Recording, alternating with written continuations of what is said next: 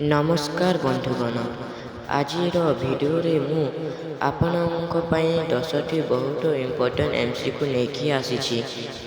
ଏହି ପ୍ରଶ୍ନ ଗୁଡ଼ାକ ବୋର୍ଡ଼ ଏକ୍ଜାମର ଆସିବାର ସମ୍ଭାବନା ଅଧିକ ଅଛି।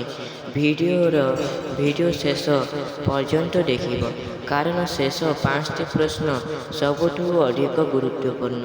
ଦେଖିବ ତୁମେ କେତେ ପ୍ରଶ୍ନ ସଠିକ୍ ଉତ୍ତର ଦେଇପାରୁଛ। କମେଣ୍ଟରେ ନିଜର ସ୍କୋର ଲେଖିବ। ଭିଡ଼ିଓ ପଜ୍ କରି ଉତ୍ତର ଲେଖିବ। ପ୍ରଥମ ପ୍ରଶ୍ନ, ବନ୍ଦେ ଉତ୍କଳ ଜନନୀ କେବେ ଓଡ଼ିଶାରେ ରାଜ୍ୟ ସଙ୍ଗୀତ ଭାବେ ସ୍ୱାକ୍ଷରିତ ହୋଇଥିଲା? 2 ନମ୍ବର ପ୍ରଶ୍ନ, ଏହି କବିତା ପଢ଼ିଲେ କେଉଁ ଭାବନା ଜାଗ୍ରତ ହୁଏ? 3 ନମ୍ବର ପ୍ରଶ୍ନ, କବିତାରେ ଓଡ଼ିଶାରେ କେଉଁ ଗୁଣର ପ୍ରଶଂସା କରାଯାଇଛି? 4 ନମ୍ବର ପ୍ରଶ୍ନ, ଉତ୍କଳ ଶବ୍ଦଟି କାହାକୁ ବୁଝାଏ? ଗୋଟିଏ ଲାଇକ୍, ସେୟାର ଆଣ୍ଡ ସବସ୍କ୍ରାଇବ୍ କରନ୍ତୁ। 5 ନମ୍ବର ପ୍ରଶ୍ନ, ଏହି କବିତା କେଉଁ ପ୍ରକାରର ଗୀତ? 6 ନମ୍ବର ପ୍ରଶ୍ନ, କବିତାରେ ଉତ୍କଳକୁ କାହା ସହିତ ତୁଳନା କରାଯାଇଛି? 7 ନମ୍ବର ପ୍ରଶ୍ନ, ବନ୍ଦେ ଉତ୍କଳ ଜନନୀ ରଚନା କରିଥିବା କବିଙ୍କୁ କ'ଣ କୁହାଯାଏ?